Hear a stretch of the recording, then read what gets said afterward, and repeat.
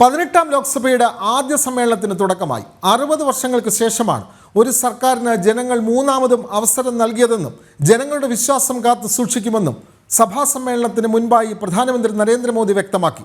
Pro tem speaker നിയമനത്തിൽ പ്രതിഷേധിച്ച് പ്രതിപക്ഷ എംപിമാർ സഭ നിയന്ത്രിക്കാനുള്ള പാനലിൽ നിന്ന് വിട്ടുനിന്നു.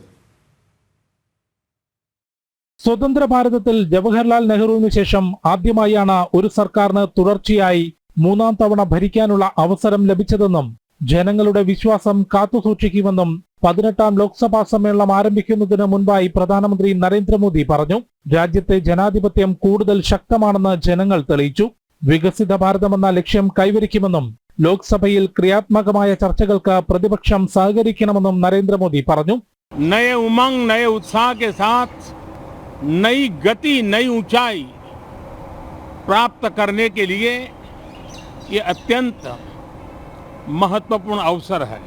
श्रेष्ठ भारत निर्माण का, विकसित भारत 2047 तक का लक्ष्य, ये सारे सपने लेकर के, ये सारे संकल्प लेकर के പാർലമെന്റിന് പുറത്ത് ഭരണഘടന ഉയർത്തിപ്പിടിച്ച് പ്രതിഷേധിച്ച പ്രതിപക്ഷ എംപിമാർക്ക് ജനാധിപത്യത്തിന്റെ കറുത്ത ദിനം ഒരിക്കലും മറക്കില്ലെന്ന വാക്കുകളിലൂടെ അടിയന്തരാവസ്ഥാ വാർഷികം ഓർമ്മിപ്പിച്ചാണ് പ്രധാനമന്ത്രി മറുപടി നൽകിയത്.